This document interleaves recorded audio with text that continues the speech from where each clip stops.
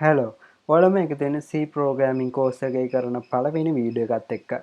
ඉතින් මම මුලින්ම කියලා දෙන්න හදන්නේ කොහොමද Windows වලට මේ C programming කරන්න පුළුවන් IDE එකක් දාගන්න. ඊට පස්සේ Mac OS එකට කොහොමද IDE එකක් දාගන්නේ. ඉතින් අපිට මේ Windows වලට පුළුවන් මේ code blocks කියන IDE එක use කරන්න. ඔයාලට මේ codeblocks.org කියන link එකට ගියොත් ඊට පස්සේ මේ විදිහට page එක බලා ගන්න පුළුවන්.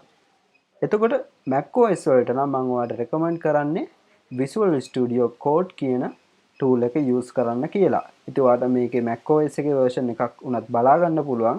හැබැයි මම ඔයාලට recommend කරන්නේ Visual Studio Code MacOS එකට පාවිච්චි කරන්න කියලා.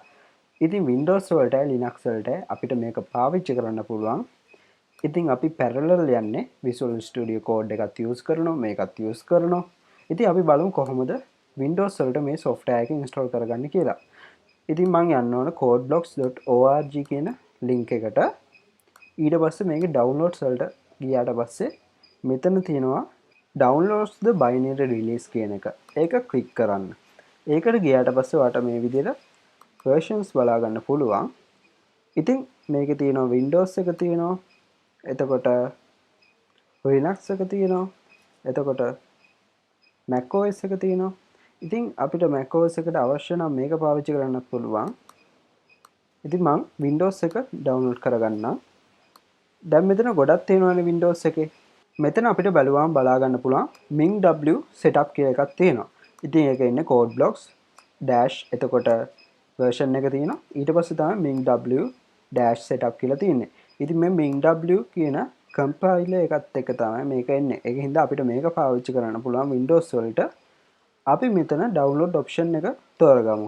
අපි source4.net කියන URL එකට ගිහිල්ලා මේ software එක download කරගමු.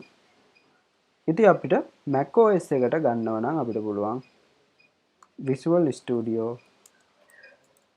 Code කියන software එක download කරගන්න. මෙතන උඩ තියෙන link එකට ගිහිල්ලා අපිට පුළුවන් ඒක තෝරගන්න. ඉතින් මෙතනින් Mac OS එක තියෙනවා. මම ඒක මේ විදිහට download කරගන්නම්. download කරේ නැත්නම් අපිට පුළුවන් direct download link එක මෙතනින් ගන්න. ඉතින් ඔයා මේක download කරන්න යන්න ඕන code.visualstudio.com/download කියන URL එකට. ඉතින් මොකක් හරි හේතුවක් මත මේ sourceforge.net කියන URL එක දැන් load වෙන්නේ නැහැ. මම මෙතනින් යන්න force hub කියලා තියෙන එකට. අපි යන්න ඕන MinW-setup කියලා තියෙන එකට තමයි. download කරගත්ත Visual Studio Code කියන software එක මේ විදිහට Mac OS එකේ install කරගන්නවා. ඉතින් අපිට ඒක මේ විදිහට බලා ගන්න පුළුවන්. ඉතින් දැන් ඔයාලට පේනවා ඇති මේක නිකම්ම open වුණා. ඒ කියන්නේ ඒක අපේ applications වලට නෙමෙයි ගිහිල්ලා තියෙන්නේ. අපේ download folder එකේ තියෙන මේ file එක open කරපු ගමන් ඒක open වෙන විදිහට තමයි තියෙන්නේ. ඉතින් ඒක අපිට applications වලට දාගන්න පුළුවන් Mac OS එකේ නම් මෙහෙම drag කරගෙන මේ applications කියන එකට ගෙනහිලා දාන්න තියෙන්නේ. ඊට පස්සේ අපිට ඒක applications වලින් open කරගන්න පුළුවන්. ඊට පස්සේ Mac OS එකේ මෙහෙම finder එකට ගිහිල්ලා applications වල මේ Visual Studio Code කියන එක බලා ගන්න පුළුවන්. ඒක double click කරලා අපිට open කරගන්න පුළුවන්. ඕනනම් අපිට මෙහෙම අපේ dock එකේ lock කරන්නත් පුළුවන්. ඉතින් ඊට පස්සේ දැන් මේ Mac OS එකේ තියෙන Visual Studio Code එක. ඉතින් අපිට මේ විදිහටම තමයි Windows එකත් බලා ගන්න පුළුවන් වෙන්නේ. අපි දැන් මෙතනින් මේ extension කියන එකට ගිහිල්ලා C program වලට අවශ්‍ය වෙන extension එකක් install කරගන්න ඕන. ඉතින් මම මෙතන type කරන්න code runner කියලා. ඊට පස්සේ අපිට මේක මෙහෙම select කරගෙන install කරගන්න පුළුවන්. ඔන්න දැන් අපිට පුළුවන් මේ code runner කියන extension එක install වුණාට පස්සේ මේ Visual Studio Code කියන application එක close කරලා ආපහු open කරගන්න. ඉතින් මම මේ application වලට ගිහිල්ලා මේක මේ විදිහට open කරගන්නවා. ඉතින් අපි අපේ පළවෙනි C program එක හදාගන්න කලින් Windows එකේ software එකක් setup කරගෙන ඉමු. මේ විදිහට code blocks කියන software එක මම open කරගන්නවා. ඔන්න දැන් අපිට පුළුවන් මෙතෙන්දී next ගිහිල්ලා I agree දීලා මේ components ටික select කරලා තියන්න. ඊට පස්සේ next ගිහිල්ලා අපිට ඕන path එක select කරලා මේක install කරගන්න. හරි. ඔන්න දැන් අපිට පුළුවන් මේක run කරන්න.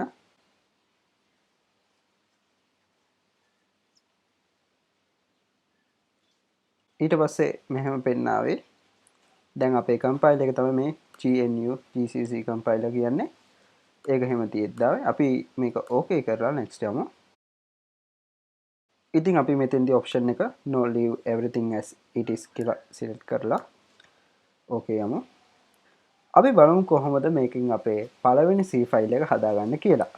ඉතින් අපිට පුළුවන් මේ ෆයිල් කියන මේකට ගිහිල්ලා new කියන එකට ගිහිල්ලා empty file කියලා එකක් හදාගන්න. ඉතින් ඔන්න දැන් අපිට පුළුවන් මේක මුලින්ම save කරන්න C ෆයිල් එකක් විදිහට අපි ඒක කරන්න ඕන මෙහෙම ෆයිල් ගිහිල්ලා save as ගිහිල්ලා එහෙම නැත්තම් මෙතෙන්ද ගිහිල්ලා ඊට පස්සේ අපි මේකට path එකක් select කරන්න ඕන. මම මේ documents කියන folder එකේ අලුතෙන් folder එකක් හදාගන්නම්. ඒකේ මම නම දෙන්න C programming කියලා. ඊට පස්සේ අපිට පුළුවන් මේක ඇතුළට ගිහිල්ලා මේ අපේ C ෆයිල් එක save කරගන්න. ඉතින් මම මේකේ ෆයිල් name එක දෙන්නම් test කියලා. ඊට පස්සේ මම ඒක save කරගන්නම්. ආපහු වෙන්නනම් කොහොමද හදාගන්නේ කියලා code blocks කියන software එක open කරගෙන ඊට පස්සේ මේ compile එක select කරන්න කියනවා. මම මේක set as default දීලා okay කරන්න.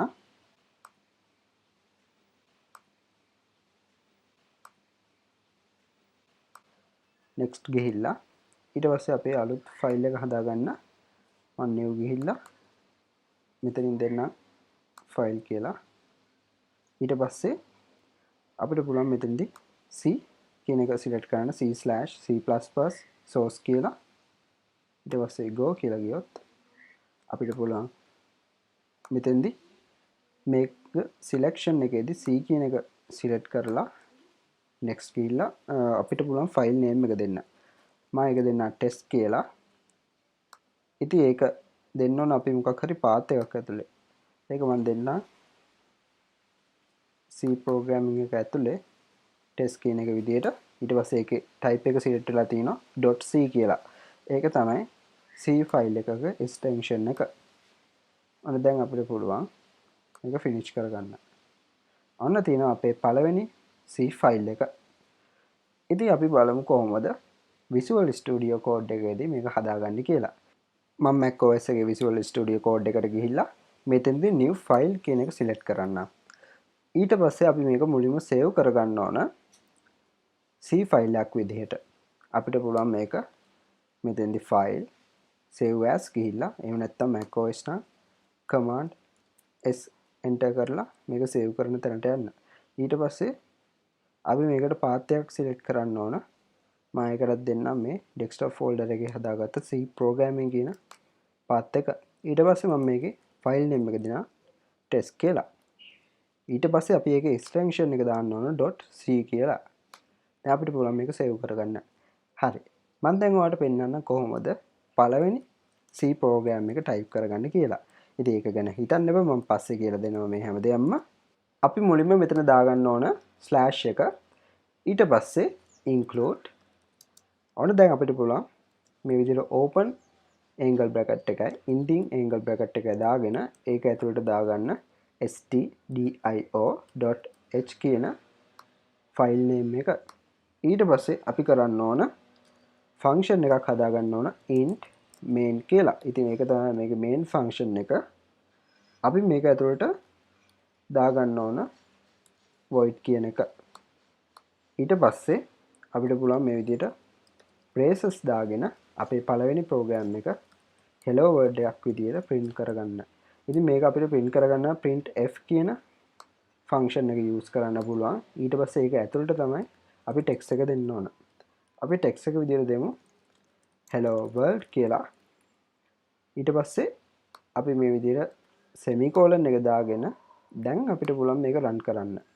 ඉතින් run කරන්න නම් Windows වල නම් Ctrl Alt N කියන buttons තුන ඔබන්න පුළුවන්. Mac OS එකේ නම් Control Option N කියන එක ඔබන්න පුළුවන්. ඉතින් ඔයා දකින්න ඇති මෙතන error එකක් ආවා. ඉතින් ඒකට හේතුව අපි මේක edit කරාට save කරගත්තේ නෑනේ. අපි ඒක save කරගන්න ඕන command S එක ඔබලා එහෙම නැත්නම් මෙතනින් පුළුවන් file save කියන එක click කරන්න. ඔන්න දැන් අපිට පුළුවන් Control Alt N කියන එක ඔබලා මේක රන් කරන්න. එහෙම නැත්නම් මෙතන මේ run button එක ක්ලික් කරලා run කරගන්න. අපිට දැන් hello world කියලා output එක මෙතන බලා ගන්න පුළුවන්. ඉතින් ඔයා මෙහෙම කෝඩ් එකක් edit කරගත්තට පස්සේ අනිවාර්යෙන් ඒක save කරගන්න. ඔයා Windows නම් පාවිච්චි කරන්නේ ඔයාලට පුළුවන් ctrl s කියන එක ඔබලා save කරගන්න. එහෙම නැත්නම් Mac OS එකේ නම් command s එක ඔබලා save කරගන්න. ඉතින් අපි බලමු code blocks එකේ අර කෝඩ් එකම type කරගන්නේ කොහොමද කියලා. මම මෙහෙම include කියන එක දාගෙන ඊට පස්සේ මේ angle bracket එක ending එක දාගෙන ඒක ඇතුළට දාගන්න stdio.h කියන එක ඊට පස්සේ int main ඊළඟට parentheses අන්න දැන් අපිට පුළුවන් braces දාගන්න. දැන් මම මේක ඇතුලේ printf කියලා දාගෙන දැන් මේක ඇතුලේ මම print කරගන්න double quotations දාගෙන hello world කියලා ඊළඟට semicolon. දැන් මේක run කරගන්නේ කොහොමද? ඔයා Windows නම් පාවිච්චි කරන්නේ ඔයාලට පුළුවන් F9 button එක ඔබලා build and run කියන එක කරන්න. එහෙම නැත්නම් මෙතන තියෙන උඩ build and run කියන option එක. මෙතන build වලට ගිහිල්ලා build and run කියන option එක මේව කරන්න තියෙනවා. ඊට පස්සේ මේ විදිහට command line එකක් එනවා. අපිට ඒකෙදි මේ output එක බලා ගන්න පුළුවන්. ඉතින් මේකෙන් අයින් වෙන්න නම් අපිට on button එක click කරලා අයින් වෙන්න පුළුවන්. හරි. ඉතින් මේ වීඩියෝ එකෙන් දෙයක් ඉගෙන ගත්තා නම් අනිවාර්යයෙන්ම subscribe කරන්න මගේ YouTube channel එකට. follow කරන්න මම Instagram එකේ.